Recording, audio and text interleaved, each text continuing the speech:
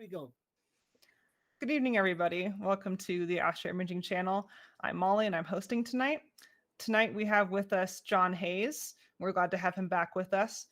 He's going to be presenting a talk that he gave at NEIAC this year called Galaxy Studio. So it's a great opportunity for us to get to see this great talk. Before we pass it over to him, a couple of announcements. First, I'll share our upcoming calendar, as we tend to like to do. So this week we have John Hayes with Galaxy Studio. It's on my other screen here, so sorry, I'm looking over to the side here. Next week we have Tom McCrory, who's presenting on an app, a phone app called PicAstro, which is like a social media app, but expressly for astrophotographers. A little less technical than Astrobin, a little more social media, but focus on astrophotography. So he's going to come talk about that app. And then we are going to start here moving into our new schedule of first and third Sundays for streaming instead of doing every Sunday. And so we'll be skipping the end of July and going to August 3rd with Linda Thomas Fowler presenting on her NINA fully automated sequence and how that works for her remote observatory, which is pretty cool. We've got Adam Block coming up in mid-August. We're always happy to have him back, and so on. And we'll actually have John back in early September with another talk on dew prevention. So that's our upcoming events to get you excited about those. Let's see, what else are they going to say? Yeah, so we are switching to first and third Sundays. Always asking for speakers. And also, we know that there's a lot of folks in Europe and parts of Asia where this live streaming time is not ideal. It's the middle of the night or very early morning, and it's not convenient for you to get onto the call. So we're going to open up the possibility of you coming on to the call, not at this time, but at a time that's better for you, which we'll record and restream at the normal show time. So I'll talk a little bit more about that at the end. But keep that in mind as a possibility. And yeah, you know what, let's just go ahead and roll in. John, take it away. Okay, thank you, Molly. Let me see if I can get my screen shared here. Just one moment. We'll get that shared and we'll pull this up. And there we go. We should see. You can hit that hide button there on that. Hi, there we go. Yeah. Whoops. Alt tab. Did something bad there. Just alt tab back over to alt tab. I don't have an alt on my machine. Or whatever the Mac equivalent of that is. That was unexpected. Okay, there we go. Hide. Why doesn't it just hide it? Because it's when you hit hide, it's switching back over to the Google Meet meeting because that window is attached to it. All right. Well, I think we've got it straightened out. It looks right on my machine. Looks good. Go ahead. Yeah, well, thank you for having me back. It's always a pleasure to come talk to the Astro-Imaging Channel. Tonight, we're going to do a talk that I'm going to present a talk that I gave at NEIAC this year called the Galaxy Studio, and it's a guide to producing world-class galaxy images.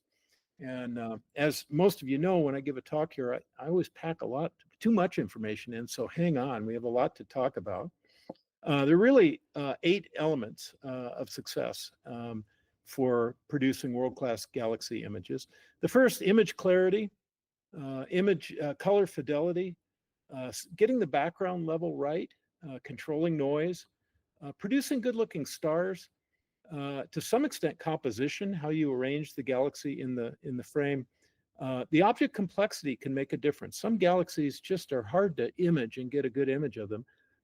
So some are better than others. And then we'll talk just briefly about some components that help to make your images pop. So as you know, the first thing I always like to talk about is the hardware, what equipment works. And we're going to talk a little bit about data quality and sorting. We're going to talk about tuning up your telescope a little bit, and then how to deal with local conditions in terms of seeing clouds, the moon, and that sort of thing. This is a picture of my tool of choice for galaxy imaging, which is an ASA 600 telescope that I have down in Chile. Of course, you don't need a telescope that big to get good galaxy images. These are 2 images taken by a couple of my buddies in Australia, Rodney Waters and Neil McNeil. Rodney used a TAC TSA 120 to produce this image of NGC 1532. He exposed it for 60.3 hours, and Neil produced his image in 16.3 hours with his C14. If you look at both these images, they're both pretty good. You can see nice detail. They were processed beautifully. So you don't need a giant telescope like the one that I have to produce pretty good images. You can even use pretty modest telescopes. And with smaller telescopes, and by that I mean apertures less than maybe around 11 inches or so, consider larger targets like M31, M33, the bigger galaxies. Look for targets with interesting fields. One of the most popular fields that I see on AstroBin all the time is M81 and M82. It's just a beautiful galaxy pair, and they're surrounded by integrated flux nebula. And so if there's a lot of IFN, that can make it really interesting. And there are other galaxies with IFN as well. Imaging unexpected narrowband features. The image of Andromeda that was produced a couple year or two ago now, of the hydrogen and the oxygen veils was really groundbreaking and surprised a lot of people. And those were very wide field images. And occasionally I see really interesting images taken of galaxies with a comet transiting the field. Also imaging groups like the Markarian chain. Hercules cluster, the galaxies are pretty small. You need a little bit bigger telescope, but clusters are a good target. And generally targets smaller than about 10 minutes of arc are going to be challenging with smaller scopes. You can do it, but it starts to get more challenging. Big scopes really work well under good seeing. This was a comparison of a 10-inch Newtonian image of the dust bands of M104 compared to with what I did with my ASA 24 in Chile with about 1.2 arcsecond seeing. So a big telescope has the potential to produce a lot more detail, particularly if it's under good seeing. But don't let that deter you. There's a fellow on AstroBin with a 9¼ inch SCT working at f10 with extraordinarily good seeing. He produced an image that pretty well reproduced the detail that I was able to pick up. Now there's some processing issues with this, which we'll talk about later, but I was still pretty impressed in just comparing these two images. And here I just scaled them and made them roughly the same contrast, just to try and compare the detail. And you can see with his 9-inch telescope under really good conditions, he actually did pretty well. And I think it was a Herculean processing effort on his part to try and pull out all of this. Of course, with a larger scope, meaning, kind of larger than 11 inches, it's best to have better than 2 arcsecond seeing. Every telescope works better under good seeing, but large scopes really require good seeing to deliver the best performance. And a 24-inch telescope under 2 arcsecond seeing isn't really going to do much better than a 10 or 14-inch scope under the same conditions. And this is in fact why I ended up moving my scope and my whole operation down to Chile, is it just didn't make much sense to have a really big telescope unless I could find really good seeing. And they've got it down there. And this was an example of an image with pretty extraordinary resolution with kind of 1 arcsecond seeing. The important thing, is to make sure that your equipment's working well. And I like to talk about relentless system improvement, achieving ideal optical alignment. Skywave has become kind of the standard tool down at Obstech in Chile. And I know a lot of people are using it. So for those of you with multiple mirror systems, Skywave can go a long ways to help achieving really excellent optical performance. Minimizing sensor tilt to optimize the field performance, and Skywave can help with that. There are some great tools in NEIAC as well. One of the big things as well is to achieve precision focusing. I like to say that beyond seeing, this is the #1 cause of poor data, is not achieving good focus. And that's a really important thing. I see folks a lot of times trying to use a Bahtinov mask and focus it once a night.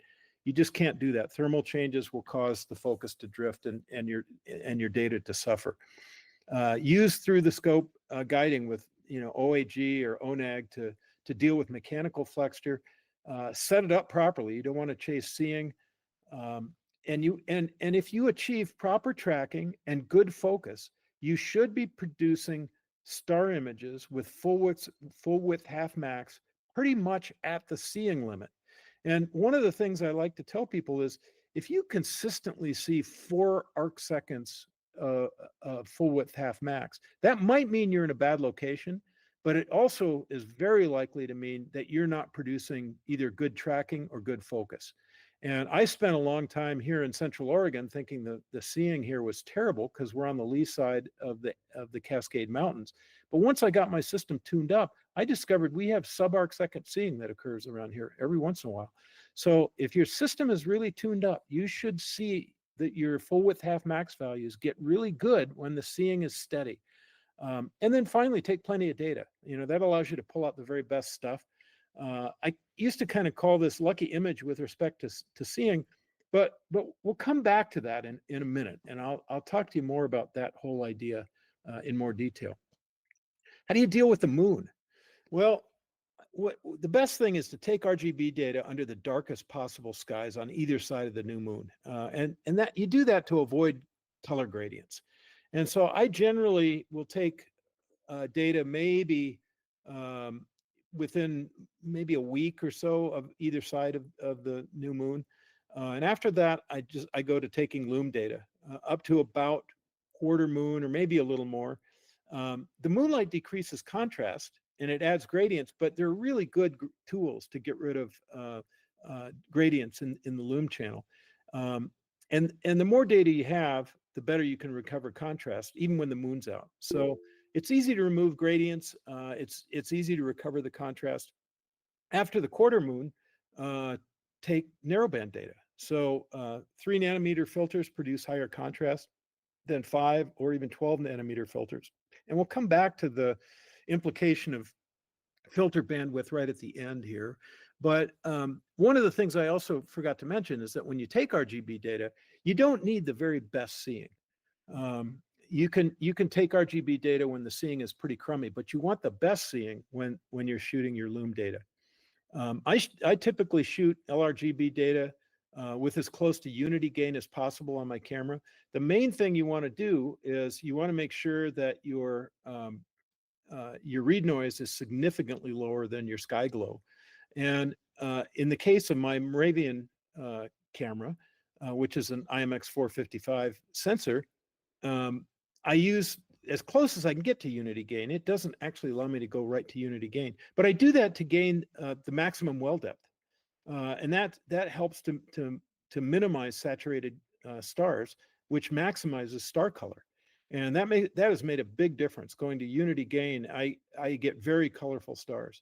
And then I typically have standardized on 300-second exposures, where in that case, and I did some measurements, you know, the spec is 3.5 ADUs for read noise at that gain. Sky glow, and I've measured it down in Chile, is like 593 ADUs. So it's significantly less. And so 300 seconds works really well for sort of my standard broadband exposure time. When it comes to acquiring narrowband data, you always want sky glow noise to be limiting, not read noise. And because you are shooting through a narrowband filter, that sky glow, the noise of the sky goes down, and so you have to either use higher gain to get lower read noise or longer exposures. And that can be challenging, you know, with narrowband on a dark night. So use longer exposures. I typically use 600 seconds with my current camera. I used to shoot 1200 seconds all the time without any problem, and that works well as well. But you can use higher gain, and a lot of people do that. You can, if you go to on my camera, a gain of 2750, the read noise drops down to, you know, less than half of what it is at unity gain. The only thing is you've got to have a little bit of discipline for bookkeeping. You've got to have different darks, and you've got to keep track of it. Although, you know, subframe, the WBPP weighted batch preprocessing will do all that bookkeeping for you. You just have to dump it in. So you just need the appropriate data. When it comes to working with LRGB data, just remember, RGB data defines the color. It doesn't require the best seeing, as I already said. The amount of RGB data determines the color noise. The main thing you want to do is avoid moon glow to reduce color gradients and color shifts in your data. The Lume data determines noise and image sharpness. And I kind of think of Lume as a modulator for the RGB image brightness and contrast. The signal is for any given exposure is higher than it is for RG and B, and the noise is lower. The moon does add brightness gradients and it reduces contrast, but again, gathering more data can overcome that. So for your Lume data, work to gather the Lume data under the best possible seeing conditions, because that's really what you're going to use to get detail out of your galaxy images.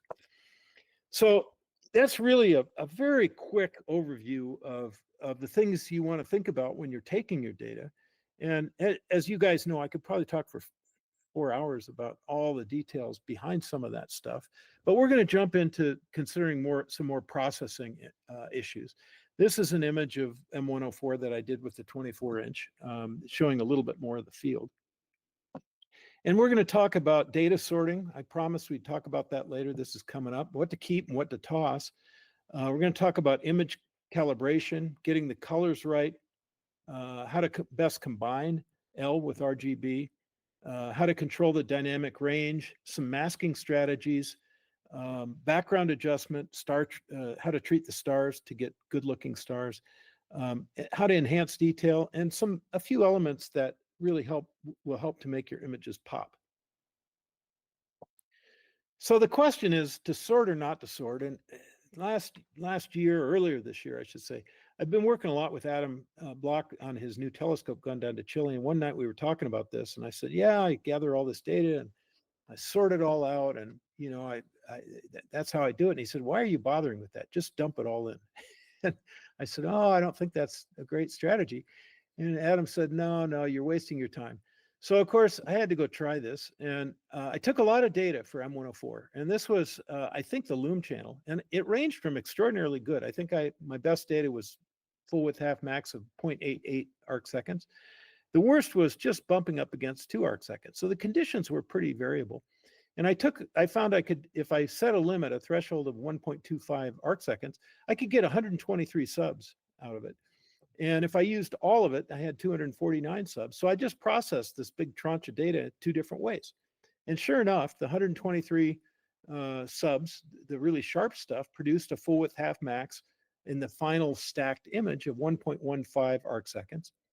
And if I took the whole thing and dumped it into the wash and pushed the button, it came out to 1.23 arc seconds. So it's not that much worse. Well, what about after you put that stuff through BlurXTerminator? Well, the full width half max goes down. This was with kind of a moderate setting, maybe 0.6 or so, 0.65. I can't remember the exact setting. But I ended up with a full width half max of 0.68 arc seconds versus 0.73 arc seconds. And if you sit and examine the data here, you'll see that in the upper image, the really small features do have just a tiny bit more contrast, but you'd be challenged to say which one was which if I didn't tell you which one was which. They're very close. So my conclusion, of course, was that ultimately Adam was, of course, right. Sorting to about 50% probability, it does make a difference. Okay, I mean, there's no doubt you get something that's better, but under good conditions, it's not a large difference. So using out to, that's using out to maybe 3 sigma of the distribution. And so the ultimate conclusion is sorting really isn't very time efficient. If you have limited imaging time, which most of us do. I'm lucky, I have lots of imaging time, but most of us have to deal with clouds and all kinds of stuff, crummy weather and neighbors' lights and all kinds of stuff. Use it all.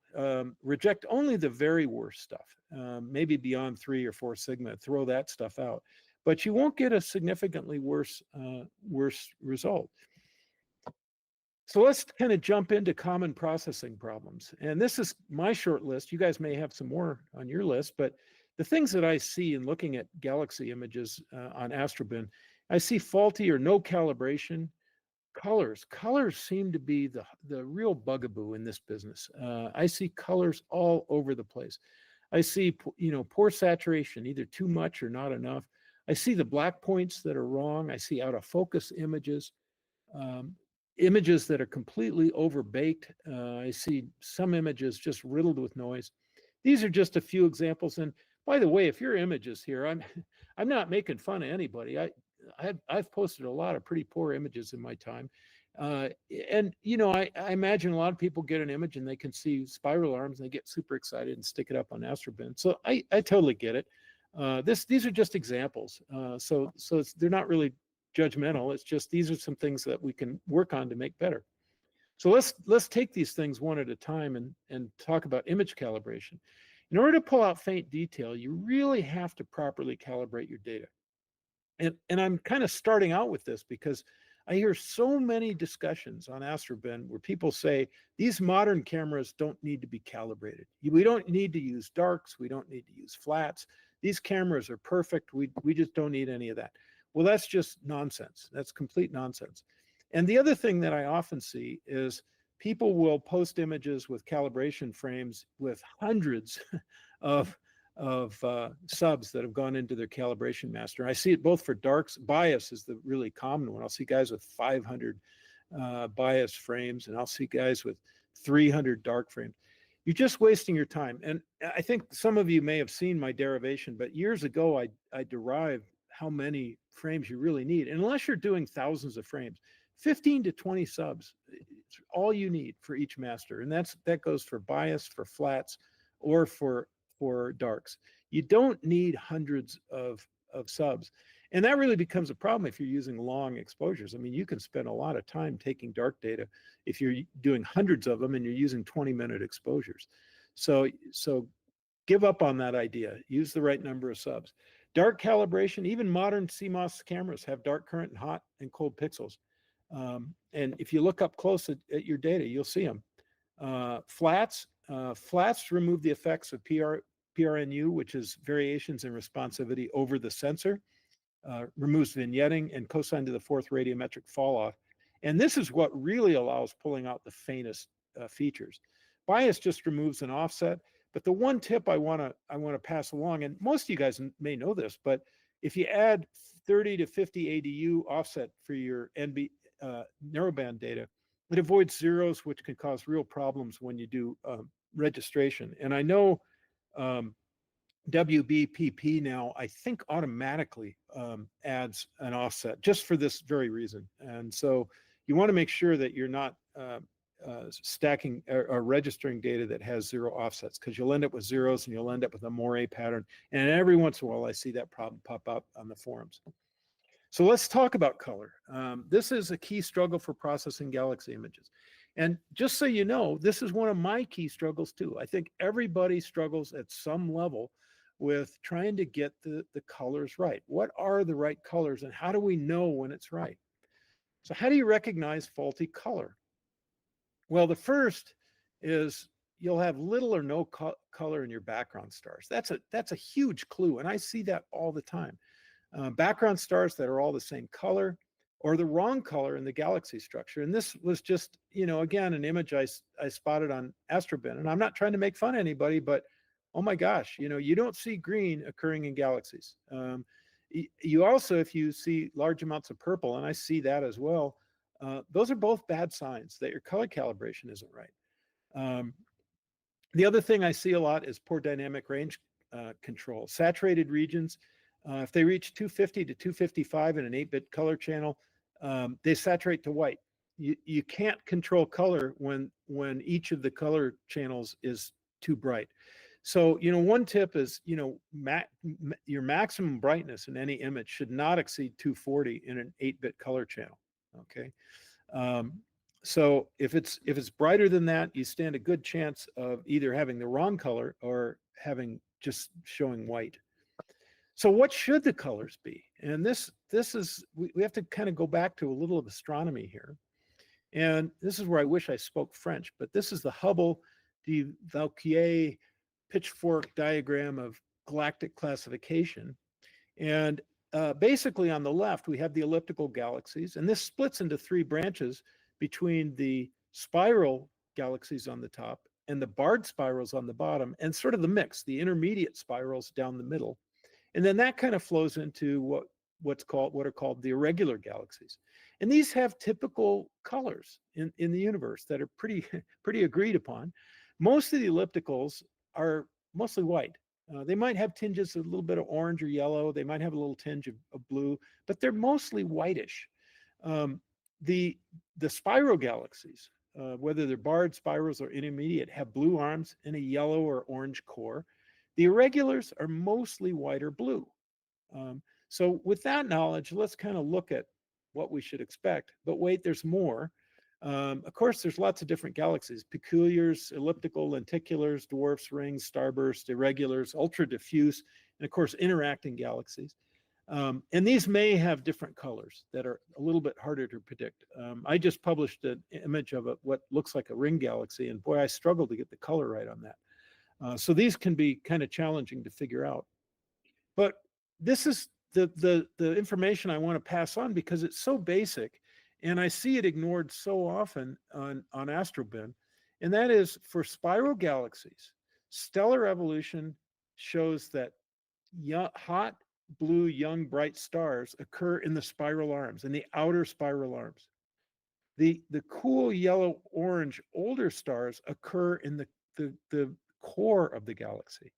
So this is your just a fantastic test to tell if when the galaxy image that you're working on, excuse me, if it doesn't have roughly bluish arms and a roughly yellow or orangish core, something is probably wrong.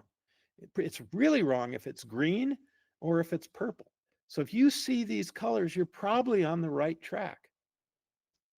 You can also use corroborating color evidence. Excuse me. If you have a telescope with a spider, you can look at the spikes. The spikes contain a spectrum. And if you look at that, this happens to be a blue star, so the spectrum is going to be kind of weighted toward the blue. But you should be able to see the spectrum, and it should cover most of the full spectrum in your diffraction spikes. Furthermore, if you look in the background, you should see stars that range from orange to blue. And even background galaxies should have roughly the right colors. So this particular image on the right is from the background of my M104 image. M104 happens to be mostly kind of a white galaxy, but in the background, I could see these small galaxies with pretty much the right colors. So that's a clue that I'm not way off the right answer. So look at for clues in your images to tell whether or not you're on the right track. With SPCC, start with pure RGB data. Do not use stretch data. It's got to be linear. Don't sharpen the stars with BXT. Here I say it's best to remove color gradients, and I do that most of the time, but you can remove the color gradients either before or after. That shouldn't affect the overall calibration. You should pick the best, quote, the best white point. And when you do calibration with SPCC, I think there's a general notion that, well, we're using satellite data, therefore color calibration, it's just going to give me the correct colors. Well, it does, but the white point is a variable. And the white point is something you have to pick. And SPCC comes with the white point, sort of the default white point set at the average spiral galaxy. And it works in most cases. And the best the average white spiral galaxy consists of types SO, SA, SB, SC, SD, and SDM. So they've averaged all of the colors from that, which is what, trillions and trillions of stars, and just taken the average of all the blues and all the yellows and all the reds. They've averaged them together to create sort of what they say is the best, a good choice for a standard white point. But always use the color test rules to see if you've got something right, and ask yourself, does the result look reasonable? Here's an image of what, M82 or M81 rather, and something went wrong here. And occasionally I get on AstroBin and I'll ask a guy, hey, the colors look kind of washed out. What did you do to calibrate your colors? And the answer is always, well, I used SPCC, so it must be right. And I don't press the point at that point, but something went wrong. And if you see a result that either looks very monochrome or the colors look, there's green and purple, something went wrong. So remember that partially saturated stars can throw off color calibration if they get sampled. Stars saturated in all three channels will always be white. Again, that can throw off calibration. That's easy to protect. You can set up the SPCC parameters to avoid saturated stars and to use more than the faintest background stars. So if something comes out wrong, don't be afraid to change those parameters and take a look and think about them to try and set it so that you get a more reasonable result. And in my experience, SPCC is usually pretty close, but it's not always right. So when you do SPCC, go in and look at your stars. That's a great place to start. Make sure none of them are green or purple. Those are signs of trouble. Something isn't quite right. The color got shifted for some reason. And remember, the white point is not an absolute. You can adjust it. Within SPCC, you don't have a slider that says make it more blue or make it more red. They did something else. They use stellar spectral types to go from hot to cool. And the main sequence types are, as astronomy students will tell you, there's a mnemonic to remember the star types. Oh, be a fine girl, kiss me now. That's how you remember what they are. And there's probably 30 of these. I've seen like 30 mnemonics, but that's the one that I was taught.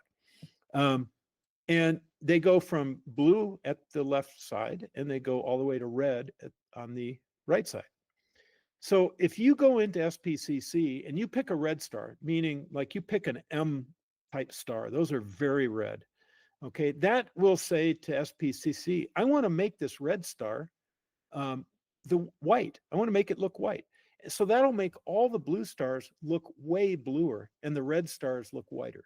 If you pick a blue star, on the other hand, say you pick an O star, that's going to set the white reference to be blue, and that'll make the red stars redder and the blue stars whiter. So generally, you don't have to go to either end of the scale to try and calibrate something. But Juan and his team chose to put in all kinds of the subcategories for these stellar types. So if you just go in and experiment a little bit, sometimes you just have to move it a little off center to make a really nice adjustment to your image, and you can get the colors really dialed in according to what you would expect the colors to be, based on sort of the stellar evolution idea. So let's jump to how to best combine Lume with RGB, and this is a subject. Gosh, it's not quite to the food fight level, but it's almost. There's a lot of disagreement on this I've seen on AstroBin. So I want to talk about how I do it, and I think this is kind of in alignment with the folks at PixInsight. What I do is first stack all the RGB and L channels, and then I combine RGB with channel combination. And this is just taking the raw stacked images, and I just use channel combination. Then I color calibrate it with SPCC to set the white and black balance. And in this case, I said correct for gradients afterwards. You could correct for it beforehand. Either way works. And then you adjust your color saturation to get it roughly where you want it. You want to be careful not to get too crazy, because you can adjust it later. But I usually adjust it to get it sort of close. And then I deconvolve it with BlurXTerminator. And when I do that, once I get it to where I like it, I then stretch it. And at that point, I've got a pretty nice looking galaxy image. If everything went well, I've got this beautiful image. And a lot of people get to this point and they say, wow, what do I need Lume for? Well, Lume adds a lot of detail and adds, it also helps to reduce noise. So I then turn to the Lume data and I deconvolve it with BXT. And then I stretch it, and I use the same stretch parameters that I used for RGB. And at that point, oops, I'm sorry. And at that point, I use HDR multi-scale transform to reduce the dynamic range. And what we're trying to avoid is saturation in the output, because quite often, if you just simply substitute your measured Lume channel into your RGB data, you'll end up with portions that are way too bright. So it's important a lot of times, not every time. I just recently, today, I processed an image where I didn't have to use HDR multi-scale transform to compress the dynamic range, but you usually will. And what you want to do is approximately match the range to the RGB brightness that you can display in PixInsight. There's a little pull-down menu for display, and you can just select brightness and see what it looks like. And then when you're all done, you substitute Loom into the CIE lab color lightness channel using channel combination. So I just threw a lot of stuff at you. So let me show you what that looks like. And I'm not doing it here, but I'm just going to show you what it looks like. So first, here's how the HDR multi-scale transform tool works. So we start out on the left with a Loom stacked looms and stretched image. And you can see that it's pretty bright in the middle. We want to reduce that. So if we just go use DRMT and click on that image, we will end up with ringing. And we want to be really careful about that. You can select the number of layers. The number of layers determines the image scale that it works on. I typically use fairly large image scales, 9, 10, or 11. Here I just happen to use 9. And then a little bit of overdrive to determine just where I want to get it to. But if you don't select deringing, you end up with these dark regions. And you can see in between the spiral arms here, if you look carefully, these very dark regions. And I hope that shows. It doesn't show quite so well on my display here, but if you select deringing, as I did on the far right image, you can see that eliminates that problem. The large scale deringing, I had to ramp it up to 0.46 to get a nice looking result. And you can see that the image is much more compressed. So once you have that, now what do you do? Well, starting at the bottom, of course, we've got HDRMT, and we take our little triangle and drop it onto our Loom image to compress it. Once we've compressed it, we grab the image title and just drop it into the channel combination title for the Loom signal, and we uncheck A and B. And here we're talking about the lab color space. Once we do that, if we take our triangle and just drop it on top of our RGB data, it will then take and substitute that measured Loom channel that we just processed into your RGB data. So it's totally trivial if you just know the steps for what what to drag where. And this is just a little map that shows you just exactly how to do this. Now, I wasn't super careful. This probably needed a little bit more compression than what I did here. But I just really wanted to demonstrate the steps. And you can kind of play with this, and it's super easy and very fast. And it's how you can arrive at a really beautiful LRGB image. And once you do that, you'll be shocked. The LRGB image contains a lot more stars and is much less noisy. And I wanted to mention that within Photoshop, for those of you using Photoshop, and by the way, I use both PixInsight and Photoshop. The shadow highlight control is very similar to the PixInsight tool. And I really like this. The shadow highlight control is super easy to use. This is just an example of that same bright Loom frame that's been modified by the shadow highlight control. It works on brightness, helps the star size a little bit. And I typically use this at the very end of my processing. So if I end up with something that's just a little too bright, I can adjust it with this. And this is just a fantastic tool. It's in the raw filter in Photoshop. And it's a fantastic tool. So how much color do you do? We talked about how to get the right colors, but how do you make sure the saturation is right? And for those of you who've looked at my images, I'm a believer that the universe is a colorful place. I mean, just take some binoculars and scan through the Milky Way, and the intensity of the colors through a really good pair of binoculars in the Milky Way of the stars is just spectacular. So, I try to tell people, don't be afraid to show your colors. The only reason we don't see a lot of colors in the sky is because our eyes are not very sensitive to color in low light.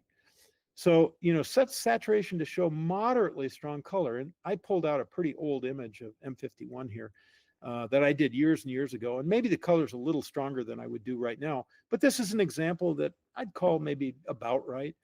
And the thing I want to emphasize is you want to avoid going to what I call Toontown.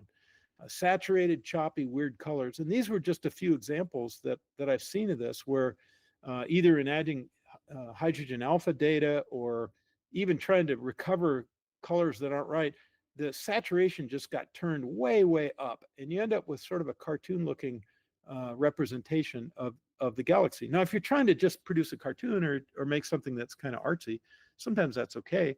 But if you're trying to produce kind of a smooth galaxy image that looks kind of realistic, like what you might want to see through an eyepiece if your eyes were sensitive enough, that's not really the way to go. And so when you're processing galaxy images, it's really important to use masks effectively. And I use masks to exclude the background when I'm setting saturation levels. I don't want to amp up the saturation of the black background because that just amps up color noise. Star sharpening should always be treated separately from feature sharpening. And I want to review a few masks here. And I know a lot of you right now are thinking, well, why wouldn't you just separate out the stars using Star-Exterminator? And I'll address that in just a minute. I do use Star-Exterminator sometimes. I tend to mostly use masks though. So let's just talk about three very useful masks. And most of you may know this one. I'll almost certainly know this one. Just brightness masking. You just take your image, your full LRGB image, convert it to grayscale, use very strong denoise, run of, either convolve it with, a large kernel, or use noise exterminator, whatever you want to do, but try to beat down the noise as much as possible. You don't need a sharp image here for the mask. What you do need is a smooth image because you don't want to imprint any noise through the mask. And then what I typically do is I hyper stretch it. I make it, it's obviously this is a nonlinear image, so I hyper stretch it to really make the bright parts bright. And this is great for global saturation control, background color, level adjustment. Some sorts of denoise works. This is great for denoising images sometimes, depending on what tools you're using.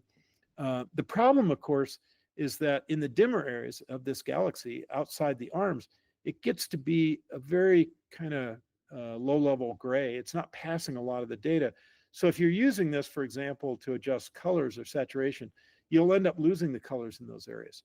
So the way to fix that is instead use a threshold mask. And thresholding is super easy. Basically, again, change over to a grayscale, stretch it. It's already stretched, I'm assuming. And then use the range selection tool, which is very easy to use. And you just have to kind of pick at what level, where do you want the threshold to sit? And you can make a mask that will include even the faint areas. And this is kind of one of my favorite masks for adjusting colors a lot of times. If something's not quite right, this is a great way to do that. The other tool that the other mask that I really like is a core mask. Core masking is really useful. Again, we're going to start with our LRGB image, which is stretched. I just want to emphasize that here. We're going to switch it to grayscale, and then we're going to use multi-median transform on this, and then to transform it to get rid of the higher frequency components. And what that looks like is this. You end up, in this case, I used I used 10 layers, and I got rid of all of the high frequency information all the way up to layer 9, and I only kept layer 10 and the residual. Now, if you just keep the residual, it kind of turns into just kind of a round blob.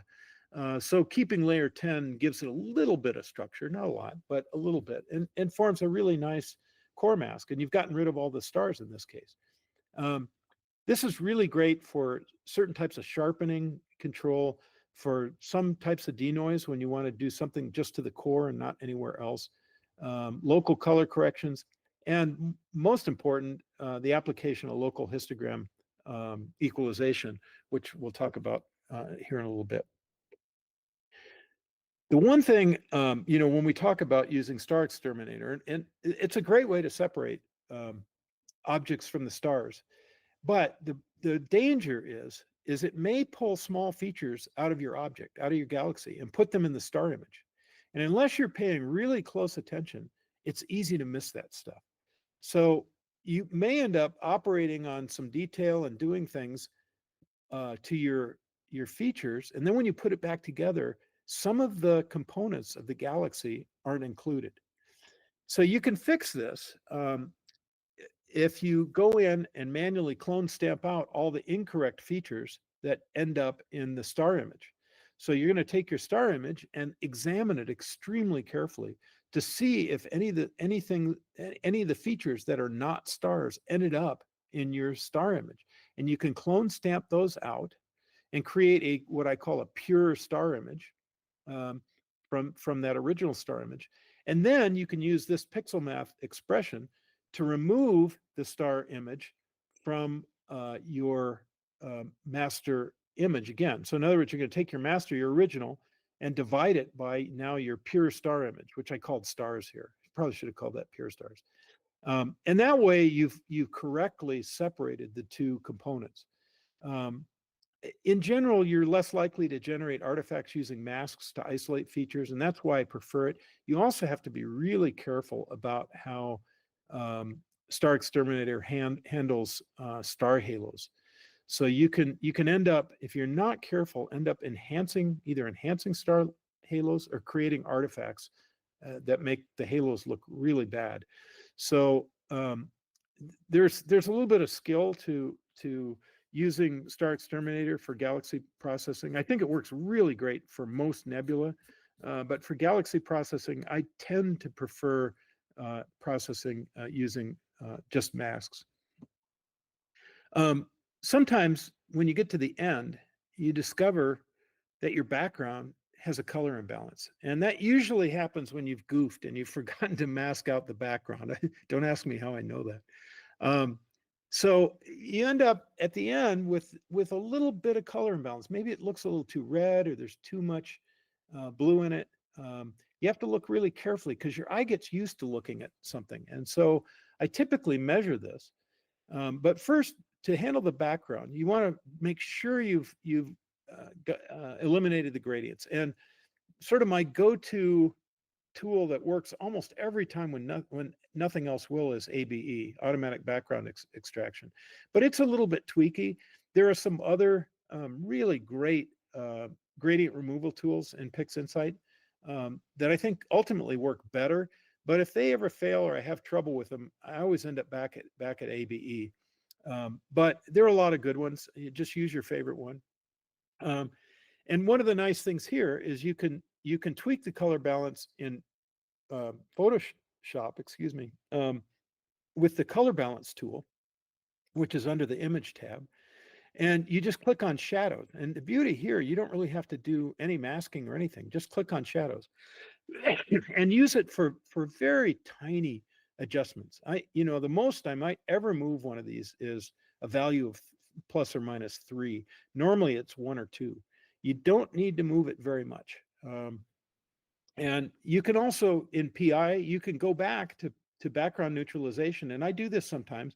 It works on stretched data just fine. Even after I've processed it in Photoshop, sometimes I'll just stick it back in PI and do a background neutralization. It's more automatic. You don't have to measure things and scratch your head over it. But on the other hand, this color balance tool works really well. And you can check things. And I'll show you here. Oh, and then let's talk about the background level, and then we'll talk about how to check things. You can use the obviously use local normalization to get the statistics right, and to minimize gradients in your original data. That's really helpful. But then you can remove residual background brightness and color gradients using ABE or DBE or your favorite tool. And check that with an extreme stretch. Always do an extreme stretch to make sure you've gotten rid of the gradients.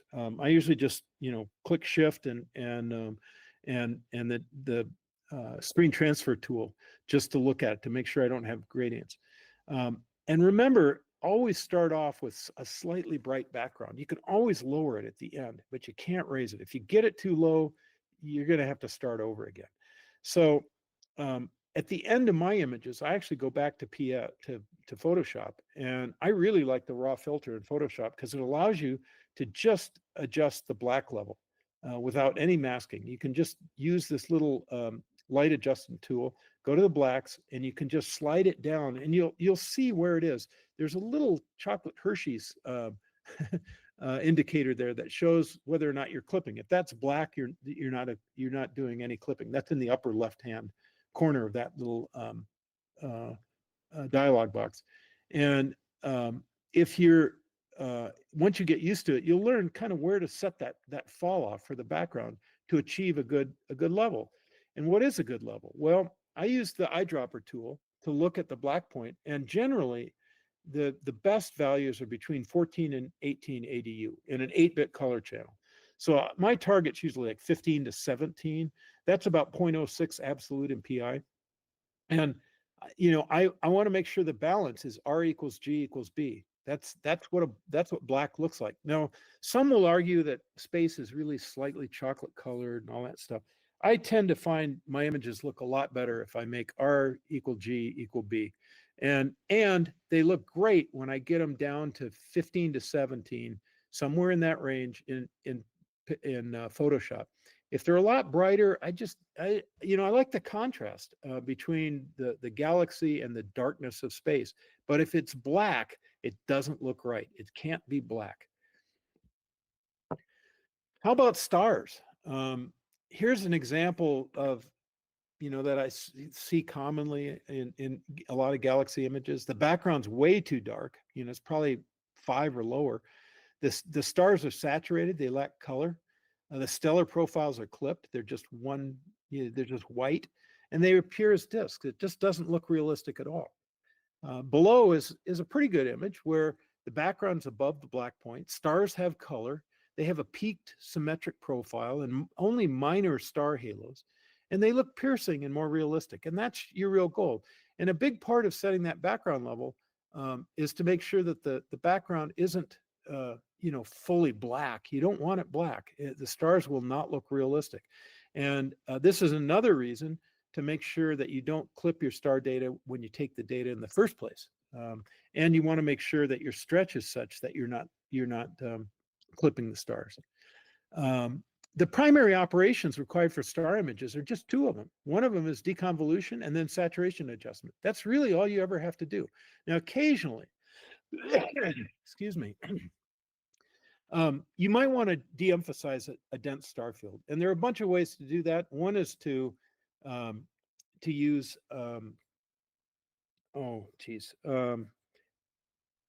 morphological transform in PixInsight. That's one way. You can make them a little bit fainter. The other way to do them is make them a little bit smaller. I'll talk about that in just a second. But I want to say that you want to be really careful to not let other operations like clarity, which is a raw filter function in Photoshop, or LHE, or anything else you're doing to the object, affect the stars, because it will affect their profile, and it's easy to clip them. It's easy to screw up the colors. So you really want to mask out the stars when you're working on your main object. And again, Star-Exterminator, you can separate things out so that you don't do that. Again, we've talked about the potential pitfalls there. And the other thing to do is to use masking. And there's a tool I'll talk about here, right here. Stars, they should have a peaked brightness profile. BXT, by the way, will repair clipped star profiles.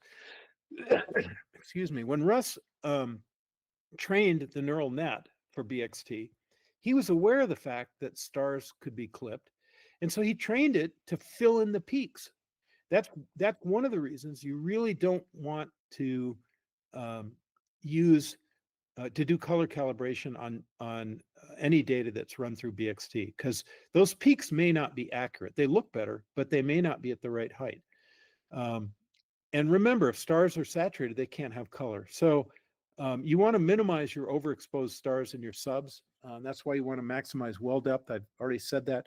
And reducing the star size is not the same as sharpening. And Russ makes a great tool that I just love.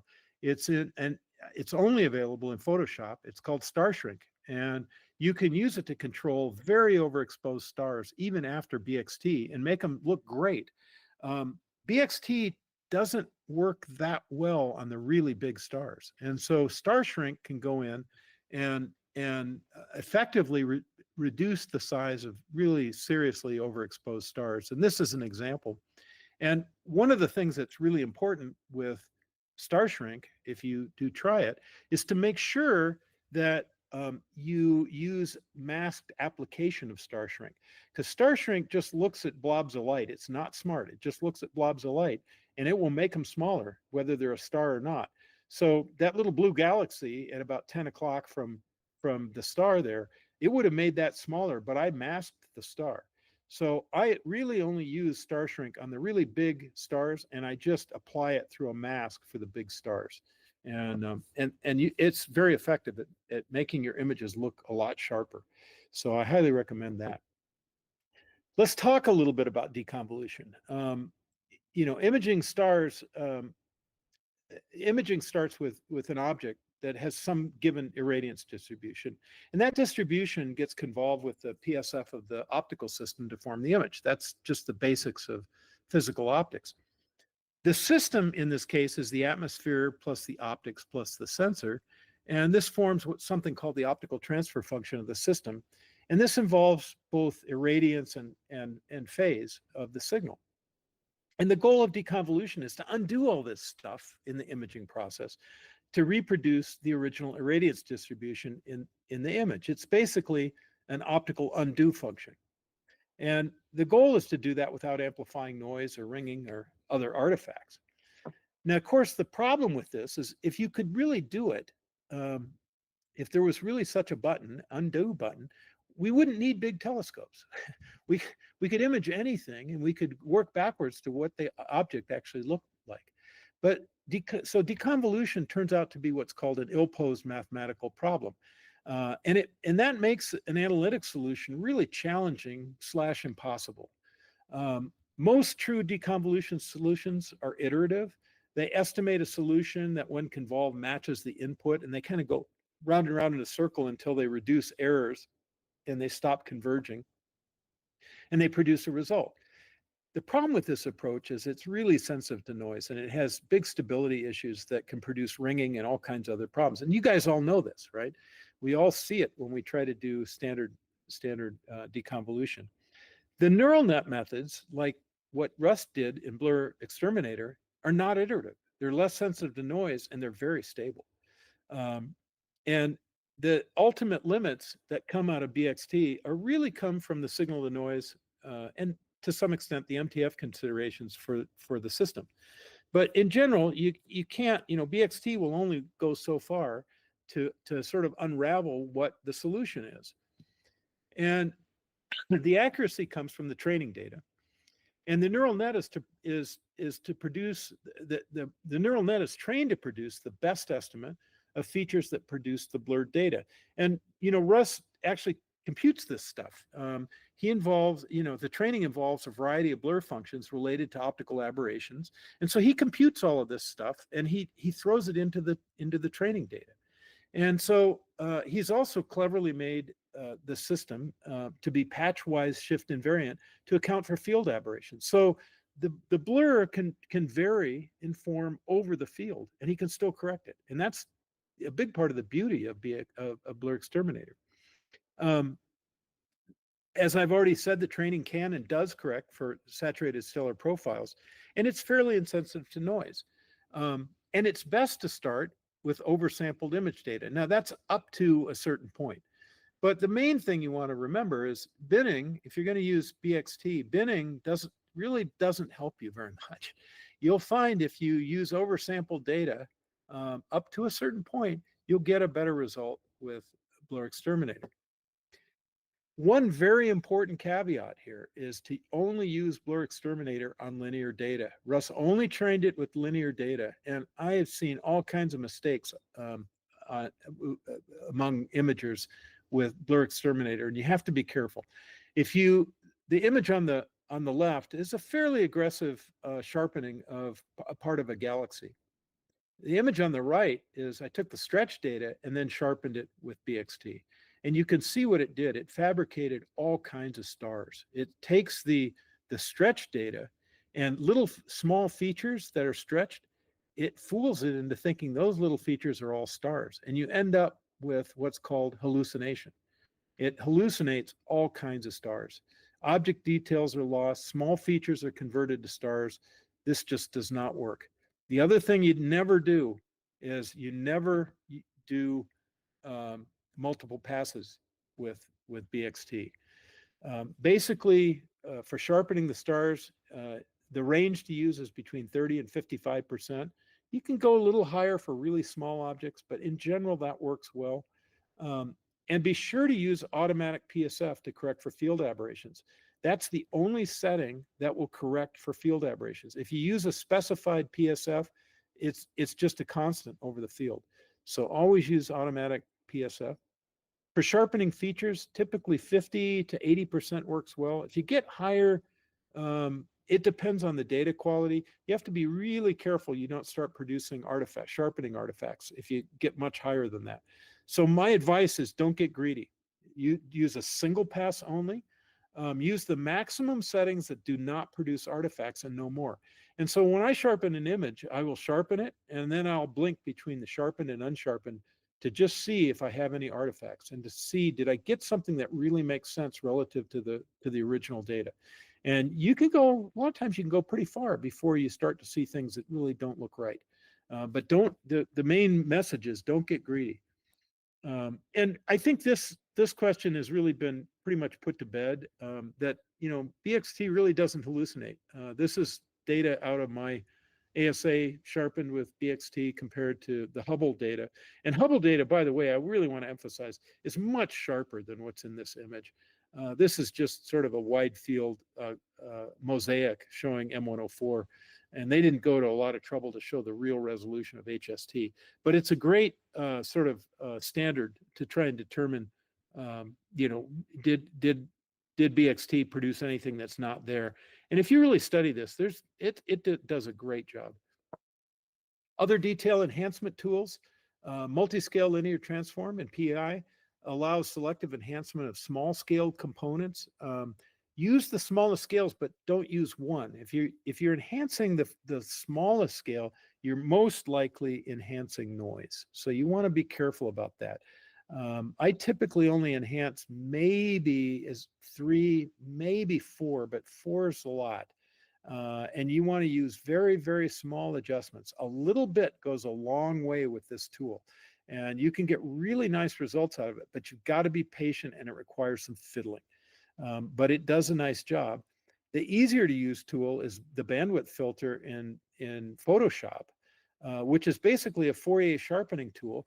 And it produces almost identical results to multi-scale linear transform. Both of those basically just increase the contrast of small features. And to some extent improve edge response, but mostly it's just a contrast improvement. And just a word about unsharp masking, which is available in both Photoshop and PI. Don't use it.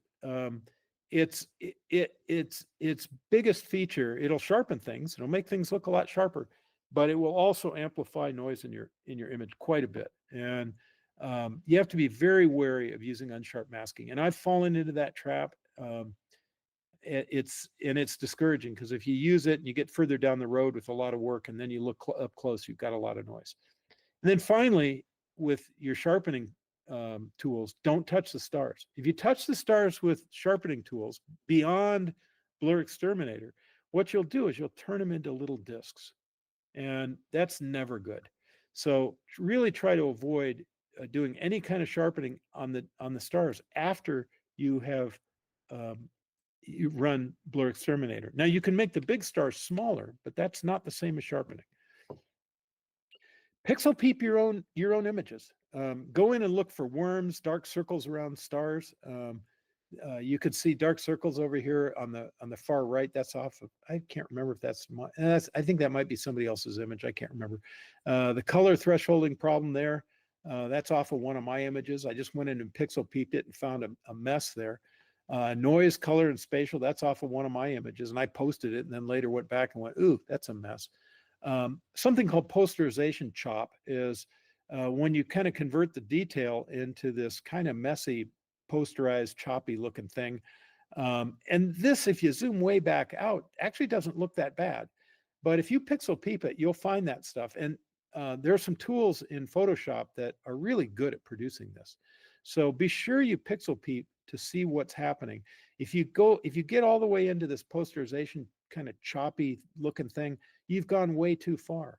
And then finally, look at saturation. Look up close at the saturation to make sure that you're not color saturating things. Pixel peeping is really useful on your own images, and do it before somebody else does it. Making your image pop, we're almost there. Local histogram equalization. I kind of like this tool. It's a contrast enhancement for features, typically large features. Large areas with similar brightness get more contrast. You do have to watch out for noise enhancement. This will enhance noise if you don't use it right. It's very similar. It's similar to a tool in the Photoshop raw filter called Clarity. Clarity is actually a really good tool, but again, you have to be careful to apply it to the right things. You don't want to apply Clarity to stars. You have to be careful. Clarity has some really nice properties, but you want to use it with some caution. And then finally, we'll talk about adding hydrogen alpha to your images.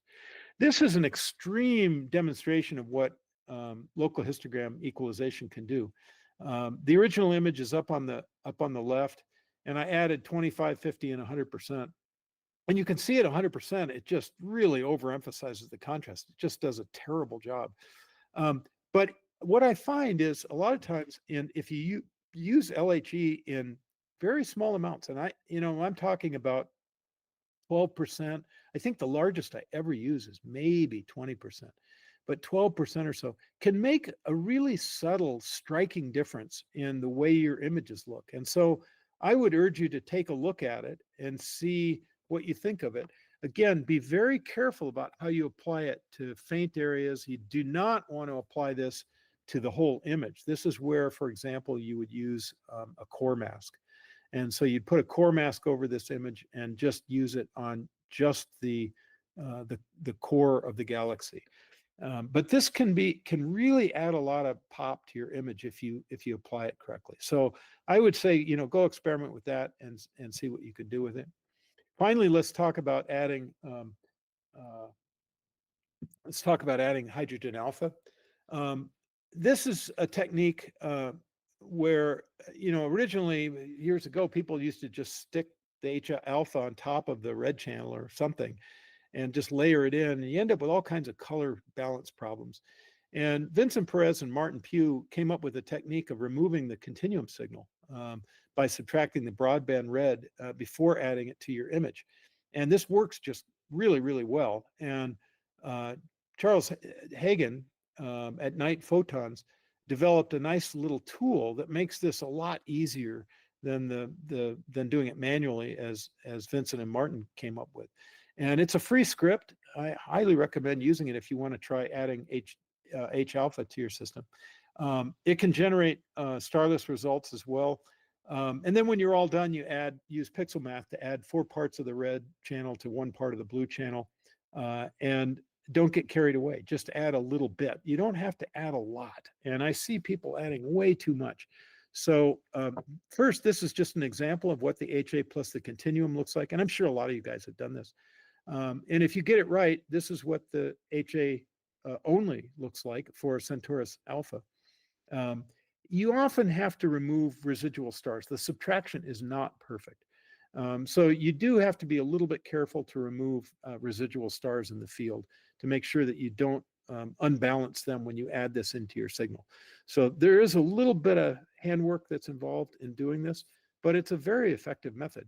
And this is a a method here. If I can click on this, I'll start it and just watch carefully. We're going to layer in the hydrogen alpha, and we'll do it a couple times, and then we'll leave it there with the hydrogen alpha. And in this case, you can see, the hydrogen alpha isn't overwhelming in any way. It's just, it just shows you where those hydrogen alpha regions are in a really nice way. And if you add just the right amount in, it really makes your image pop. So the key message there is, use just enough. Don't go crazy. Don't get crazy trying to add this and make it look, screaming red or screaming magenta. So a little bit has a huge impact. And a question that comes up, and this came up on one of the images I was looking at about a month ago, is, how far away does a galaxy have to be to shift the hydrogen alpha outside of your filter? We all go out and buy some filter that's, 3, 6, or 12, whatever it is. And we all know the universe is expanding. And at some distance, the redshift will cause the hydrogen alpha line to shift outside of your bandpass. So I use the Hubble equation, and I won't go through the whole derivation here. You can just read it yourself. It's not very hard. But it turns out, if you get all the scale factors right, a 3 nanometer filter gets you out to about 30 million light years. And if you assume a galaxy that's the same size as the Milky Way, that's a galaxy that's about 11 arc minutes across. So that's not super small. It's a fairly moderately sized galaxy. A 6 nanometer filter gets you out to 61 million light years. That gets you down to, not quite 6 arc minutes. A 12 nanometer filter gets you out to 123 million light years. If you go far enough, you can shift that red red line, the hydrogen alpha line, all the way over to the ionized sulfur line that we all have. But the problem with that is so far away, it doesn't have enough extent that it'll make any difference. I mean, the galaxy will be so tiny, adding hydrogen alpha to it, unless there's a big cloud around it, which you might be able to image. So if you really want to try to go for hydrogen clouds at really distant galaxies, you probably want to, you might think about whether or not, you could do it with the sulfur filter. But anyway, I use a 3 nanometer filter. It works for most of the galaxies that I do. There may be a few that would be nice to try with wider filters. I have to think about that, whether I want to do that. And here's the ultimate secret of producing good galaxy images. Even after you put in an excessive amount of time processing an image, it still might not be right. And trust me, I do this all the time. So rule number 1, if it's not right, you probably don't stand a good chance of fixing it. And we all try. And, I might spend hours trying to fix it, even though I know right up front I'm never going to get it there. So a big part of this game is knowing when it's not right. And that's what I've tried to impart here to you guys is, some of the rules to know whether it's right or not in terms of the noise, in terms of the colors, in terms of the saturation. If it's not right, you're probably going to have time you're probably going to have trouble rather going back and fixing it. Always sit on an image for a day or two. Flaws are more obvious after you take a break. Pixel peep and look at it on different screens. When you post it on AstroPen, somebody's going to pixel peep it, and you'd rather find the images, the problems in that image before somebody else does. But we all do it. I mean, I've posted lots of problems. In fact, my most recent image, the guy came right on and said, "Hey, you got a problem." So it happens. But it helps to be able to know that you can start over again from scratch. And I do it all the time. And sometimes I do it over and over again. I've got disk drives with 10 efforts to try and get an image right. And in fact, I would say it's pretty rare for me to get an image right the first cycle through it. This most recent image I just posted, I did it in the first, it just went like clockwork, and I ended up with a pretty decent result. But that's the exception. That's pretty rare. So don't feel bad if you have to start over again. I mean, that's part of the game. There's a lot of steps, and it's easy to screw something up in the beginning that you can't fix at the end. So just kind of recognize that and just go back and do it again.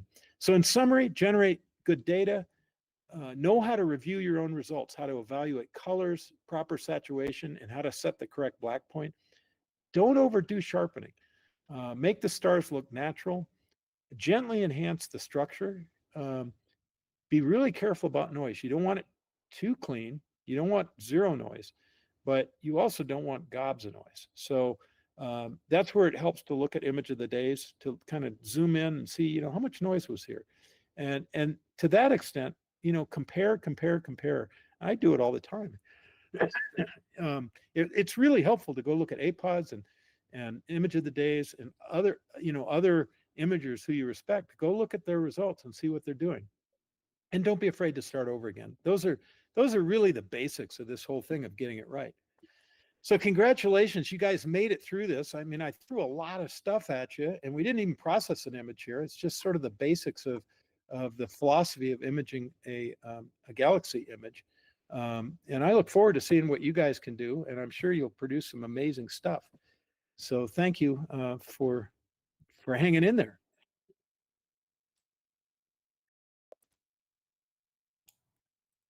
All right. You can stop sharing, John. I am doing that right now. Well, that was fantastic, and everybody in the chat agrees. Okay, good. Eric, do you want to start? Figure out how to stop sharing here? Let's see. You can hit the stop presenting button there. Yeah, I got it here. I got it. Cool. There we go. Yeah, there are two questions popped up during the presentation. One that I kind of pondered myself. Chris asked, well, when is enough data enough?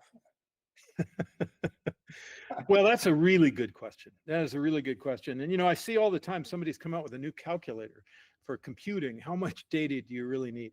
And, it depends a little bit on your scope, your skies, and the quality of the image you want to produce. And, I'm really lucky. My scope sits down, it runs automatically.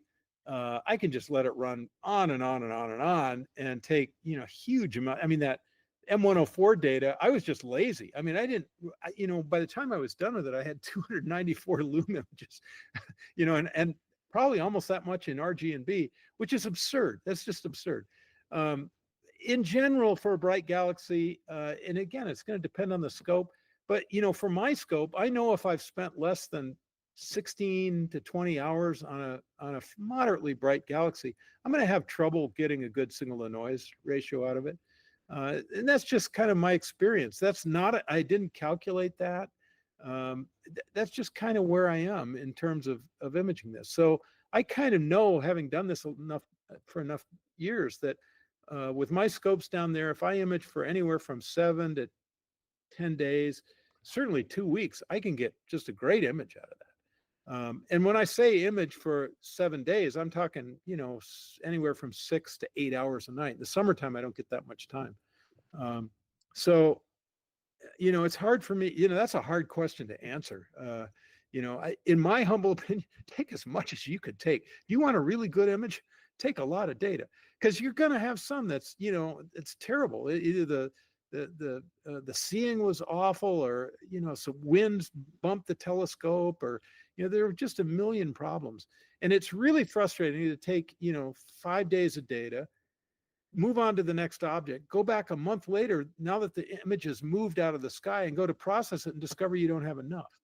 So in general, I think you're better off taking more data than less data. That's kind of a hand-waving, kind of crummy answer, but that's my feeling. Well, you can add up, you can process, say, your luminance data and look at the SNR, and you can see when it's kind of plateauing off. That's right. That's right. A lot of people will do that. I've got some buddies who process the image every night and look at it and see how it came out, measure full width, half max, and they go to a lot of trouble, and that's great. I just don't have time to do that every day. I mean, it's a struggle for me to have enough time to process an image. So, I'm doing everything I can just to have enough time to just sit down and process one image, much less looking at it every morning. I just got too much other stuff going on, but that's a great way to do it. Yeah. Just a couple other questions. Let's see. Why not correct stars with BlurXTerminator first? That conflicts with guidance from Russ.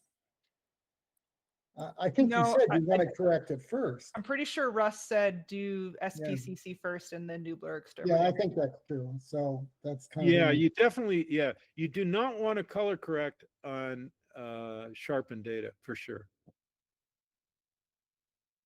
I'm not sure we all understood what it means by picking the right color star when you do color correcting. I'm a little bit lost on that myself. That question came up. Yeah. Um, so really what that whole discussion is about is how do you pick the correct white balance? Okay. Mhm. And I would say 90% of the time, if you use the average white galaxy or average spiral galaxy, the white balance will be right. Okay. Now, I'll just use an example. When I did NGC 5101, which is kind of a ring galaxy, when I did that, I ended up with kind of a greenish, kind of this weird greenish, yellowish core and a slightly blue-green ring. And I knew that ring should be more blue, not blue-green, and the core should be more yellow. So now I was faced with, well, gee, I used the white color balance, and then I messed with the parameters to just see what stars were being picked. And I had a lot of catalog entries. Excuse me. And I had a lot of good stars being picked. I mean, all the parameters look fine. So ultimately I said, you know, I need to pick a slightly different white balance here because the colors aren't coming out right. Now, why weren't they coming out right? I mean, it could be extinction within the galaxy. It could be, I mean, it's hard to say. I just don't know. I can't, you know, say every single reason why it doesn't work. But in that case, I wanted to balance it away from the green and more toward the blue.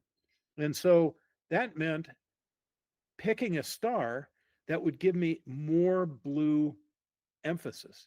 And in order to do that, you have to have a red, you have to pick a red star, make red closer to white. When you make red be the white, blue becomes more intense.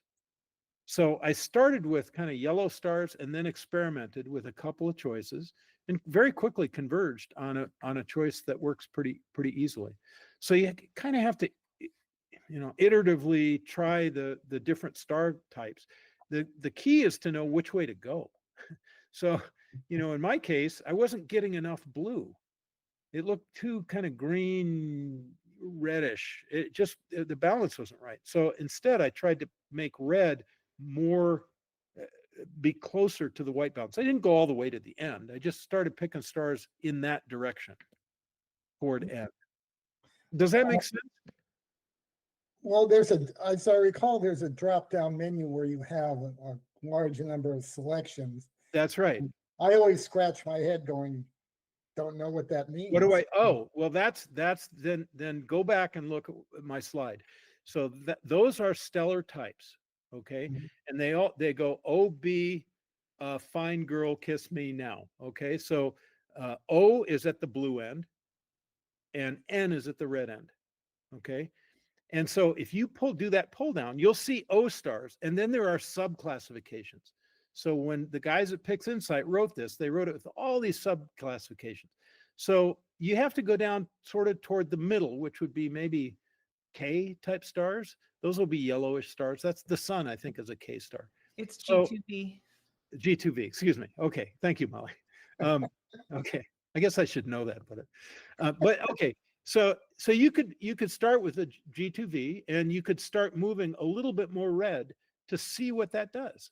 And I can't guarantee, you know, if it's going to be a G2V or you're going to have to move into the you know, the M stars, some other class there, to how far you're going to have to go in the subclassification. But you'll be able to adjust that white balance. Can you just look that up, look the galaxy up and get an indication? No, because, well, I don't know. No, the answer is no. And that's what everybody wants to know is what kind of stars are in there? Should it be an elliptical galaxy? What should it be? Really, what those are, remember, the Gaia catalog contains the stars in that field. And the stars in that field are not in the galaxy. Right? So Right, in our galaxy. So yeah, they're in our galaxy. So you're really calibrating that field from the stars that are in our galaxy, not the galaxy that you're trying to color calibrate. Good So point. it's, you know, this is something that, you know, trust me, I've scratched my head for a long time over what are they doing here? Why is this? And I think there's a lot of confusion out there about this whole question of white balance. And why didn't they just have a slider that goes from red to blue? You know, I mean, you could do that, but they wanted to make this somewhat more precise and relate it to the types of stars that are maybe in the field. Yeah, I'm sure that Juan has, you know, a solid astronomical reason for the way that he did it. I don't know exactly what that is. Adam might know what it is. I'm sure he does. But it's, you know, you just have to go in and say, look, if I want this to be more blue, I need to pick a star further down the list. If I want it to be more red, I need to pick something closer to the beginning of the list. That's maybe the easiest way to think about it. Yeah, I think many of us, including myself, just default to the default. Well, the default is great. And Yeah. again, 90% of the time, it'll get you really close. In my experience, it's never precisely right. I always want to tweak it just a little bit. And I don't know if that's because of something I'm doing or my monitor or what, but I always want to tweak it a little bit, but it'll get you really, really close. So, you know, you're doing it the right way. Just use average white balance. Well, I think you just mentioned a point which you didn't mention in your talk. You have to calibrate your monitor. If you don't calibrate your monitor, you know, at the end, you can't be sure of what, as well as choosing the right, you know, assign the right profile to. Well, that's an absolutely great point, because, you know, back when I took my PixInsight 3-day course from Vincent Perez in Tucson, and we had a big room full of people learning PixInsight for the first time. In fact, Adam was there at the time. And we had a lot of people. We all had our own PCs, and we were all processing and doing what Vincent showed us to do. We were all doing the same thing. And I looked around the room, and I don't think a single one of those images had the same colors. They were all different. And that's why, you know, when I post an image, I often say, I hope this looks as good on your monitor as it does on mine, for that very reason. The monitors are just all over the place. So calibrating your monitor is a really, really good idea. And make sure you assign, everyone does it, assigning the correct profile, color Right. profile. That's right. That's right. That's exactly. And then everyone who looks at it on Astrobin has their own monitor and is going to have their own look. Well, if the monitors are calibrated, you should see pretty close to the same thing. I think, you know, I use a MacBook Pro, and I think Apple is pretty good. They're not, I mean, I wouldn't stand up and say they're perfect, but they're pretty good about calibrating their monitors. And I'm pretty sure that more than 50-50 that most of the folks with Apple MacBook Pros see something pretty close to what I see. Everything else, all bets are off. Can't tell. Eric, yeah, how are we doing on the questions from the chat? We got like one or two more, that's all. We're going. What is your correct ratio of L to RGB when they asked? I think you kind of covered that. Yeah, that's always a really good question. And there's a lot of kind of debate about that. I typically, you know, I usually set up my scope to just take LRGB, and I run it for so long until I'm done and I have the same amount of L as I have an RGB. Sometimes I get more serious and I'll set it up to take maybe as much as twice as much L as I do RG and B. I wouldn't go much further than that, but I'd say somewhere between 1:1 and 1:2, 2:1. Okay, and I think the last question, if I didn't miss it.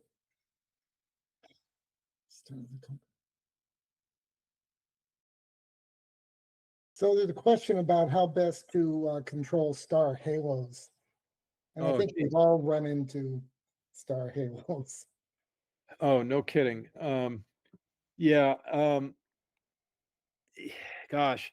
So you know, as I've mentioned many times, the field flattener in my ASA scope has a pretty serious problem with star halos. And so I have to work those. And the only way I've found that's effective is to hand work them. And I hand work them in Photoshop. And I will make little masks, and I'll use layers to kind of paint them in with very small amounts of the brush value, and it's terrible. I mean, it's basically, it's not really hand painting it, but you know, I'll create an image where the saturation is very low. I'll adjust the brightness so that that halo goes down, and then I'll gradually work it in from the edges, and with painting through layers. And it's terrible. And I got to fix this optically because I think it's a terrible way to do it. Well, I think you've just committed star heresy, John. I'm afraid. You painted in the stars, which Well, I have, we've all done this. So, I mean, no, that's right. That's right. The good news on my scope is that this problem really only occurs on the very brightest of stars, but it can be epic. I mean, it can be really bright. My latest image, I didn't touch the halo, and it's not the brightest one that I've had, but you can go in and see what it looks like, and it's pretty serious. I've had some that were probably 2 or 3 times worse than that. And if I didn't correct them, I mean, it's just, the image is unpublishable. It's just terrible. So, and I know some scopes have that problem. It's a tough one. I've kind of been trying to push Russ to do a halo exterminator, but the problem is, as he points out, how do I calculate that? And I can imagine ways to calculate it, but that's a very good question. How do you calculate what the halos are for every single incarnation of telescopes? And that's what he would need to do for the the neural net. I think I got everything. If I missed, Gowie just popped one in. You had shown an image from a C11, which had incredible detail on M104, and compared it to your ASA 600. Is that optically possible to achieve a similar resolution with such different scopes? Oh, sure. Yeah, absolutely. Actually, that one scope was a 9¼ inch scope that I compared to my 24-inch. So under really good conditions, and one thing to remember is that a smaller scope is less affected by seeing. And so if you're really careful and you get really, really good data, you can, in principle, pull out pretty similar data. Now, that guy happened to have done, I think, a really heroic processing job to pull that out, number one. And number two, he had a lot of posterization chop in what he produced. But regardless, the details were actually there. They were the same details that I pulled out of my 24-inch.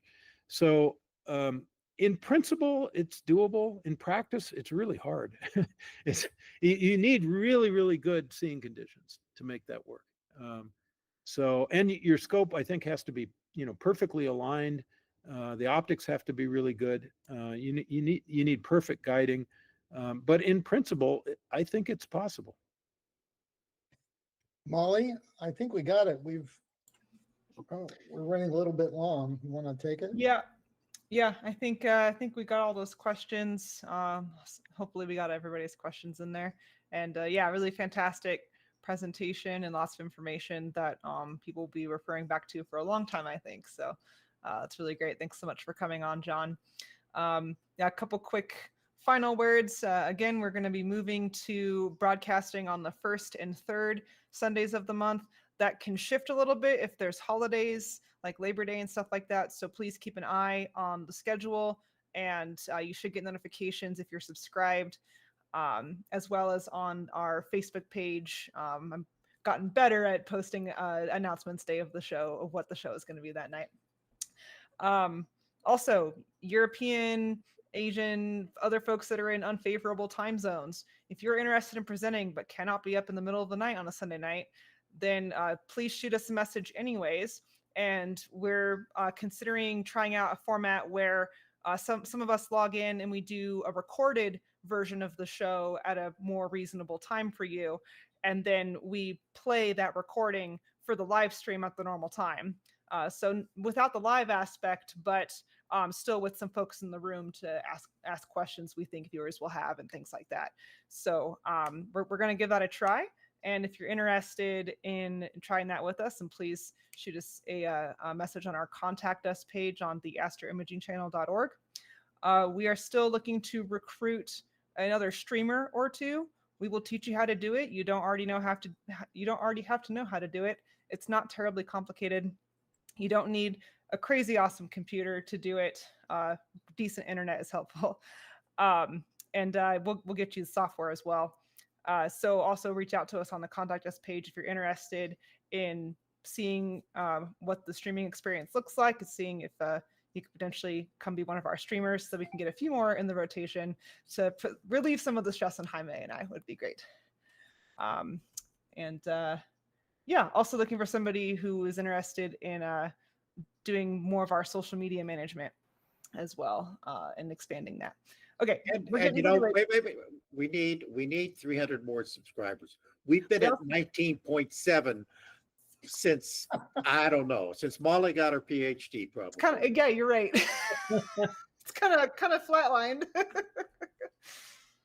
Anyway, let's sign up. Let's subscribe. Let's do it. Let's get to 20K. Yeah, Sorry, Molly. And everybody on YouTube's always like and subscribe. Well, it's not just to stroke our egos. It's so that our content gets more out there for people to see, and the astrophotography community can access that more easily and see those results more easily on Google when they're searching for stuff. Yada yada yada. So it's really just to get more of this fantastic information out to the community even more. Okay, I think that's about it. We will call it a night there. Good night, everybody. Good night. Have a good night, you all. Stay with us, John. I have a couple questions.